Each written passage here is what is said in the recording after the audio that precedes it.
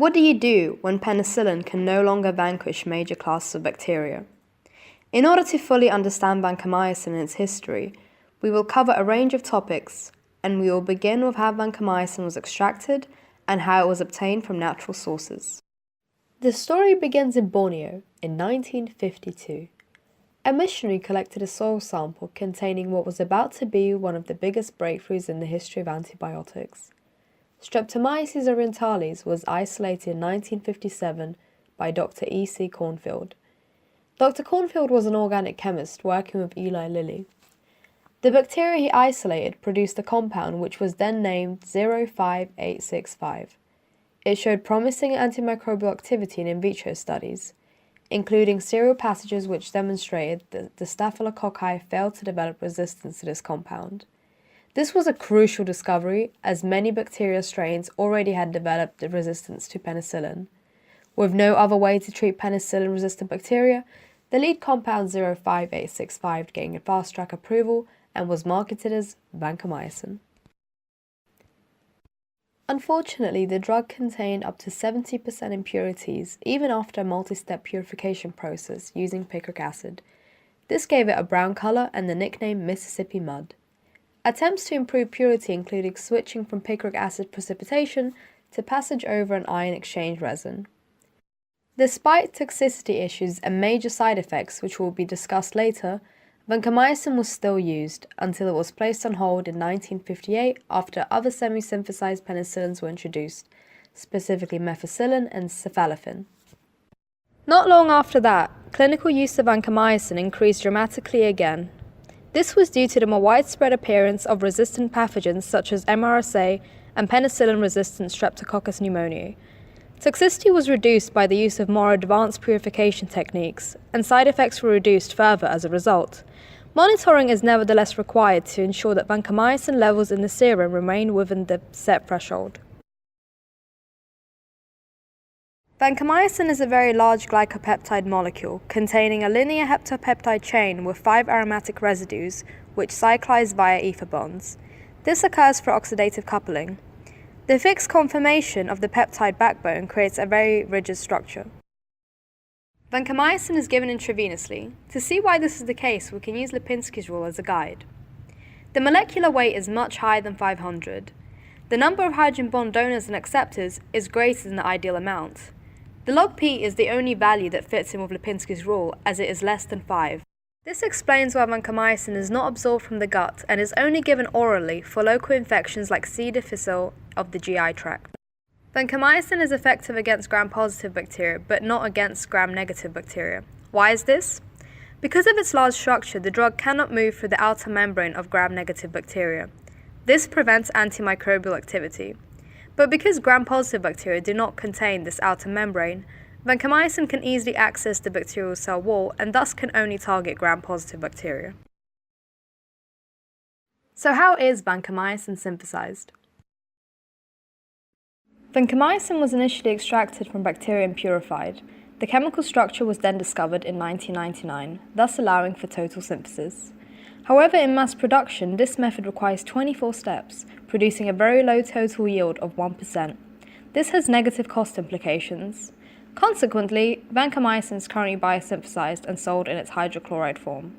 There are several non-proteogenic amino acids in the structure of vancomycin, hence why biosynthesis is the current main method used. It must be synthesized by NRPS from biological sources such as Amycalotopsis strains.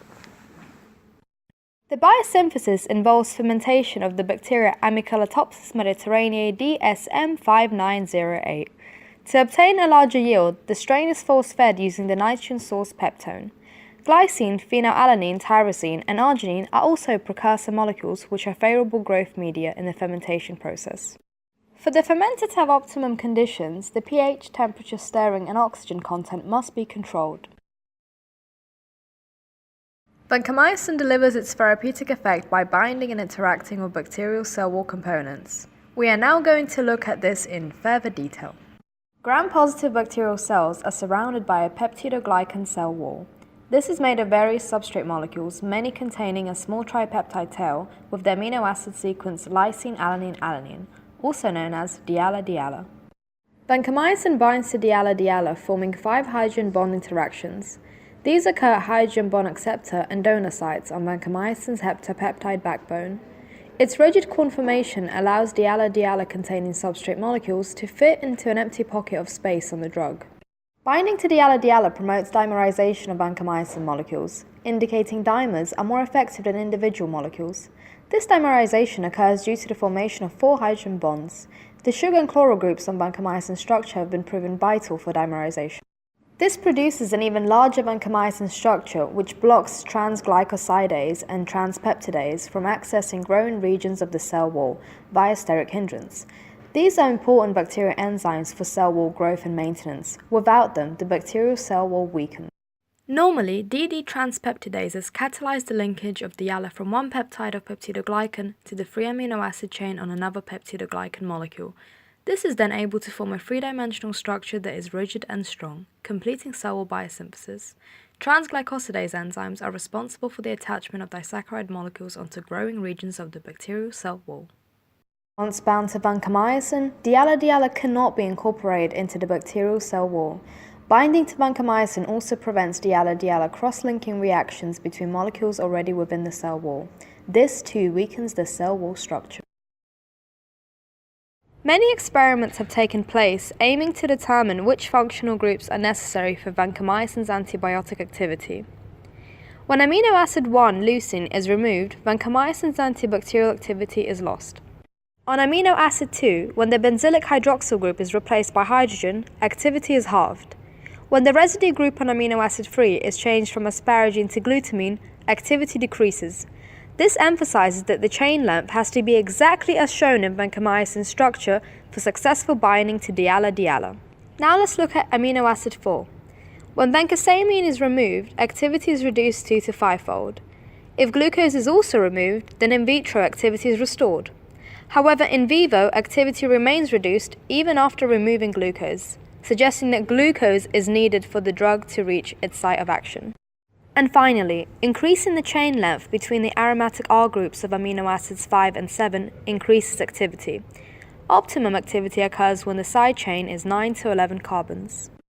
Usually, aromatic groups can freely rotate around each other, but in the case of vancomycin, chloro and hydroxyl substituents are large enough to create steric hindrance, thusly reducing flexibility. Side effects are usually categorized as either on-target or off-target. However, this isn't the case with vancomycin, as it does not act on a receptor. Instead, it binds to the molecules which make up the bacterial cell wall. As mentioned earlier, vancomycin is a glycopeptide, which has major irreversible toxicity. It generates free radicals within the inner ear, resulting in subsequent permanent damage to sensory cells and neurons in the ear, thus leading to permanent hearing loss. This is known as autotoxicity. One of the side effects, neutropenia, is a type of blood disorder that results in an abnormally low concentration of neutrophils in the blood. Although the exact mechanism of vancomycin-induced neutropenia is unknown, evidence consistently shows that this is usually because of prolonged use of the drug, rather than as a result of total daily or cumulative dose. Cases of neutropenia begin to occur after 7 days of treatment with vancomycin, with majority of cases occurring at least 20 days after treatment with vancomycin begins. In terms of vancomycin-induced kidney damage, the most probable explanation for the mechanism is the increase of production of reactive oxygen species, thus causing oxidative stress. Additionally, concurrent use with other known nephrotoxic agents would potentiate the nephrotoxic effect of vancomycin. The red man syndrome was a common side effect caused by the impure forms of vancomycin. Presenting symptoms included chills, fast heartbeat, as well as a rash or redness of the face, base of neck, upper body, back, and arms. These are common symptoms of hypersensitivity. It's also important to point out that, like many other antibiotics, vancomycin can cause nausea, vomiting, and hypotension. Antimicrobial resistance is one of the biggest issues in today's day. Resistance to vancomycin can develop if the diala-diala sequence on the bacterial cell wall substrate changes.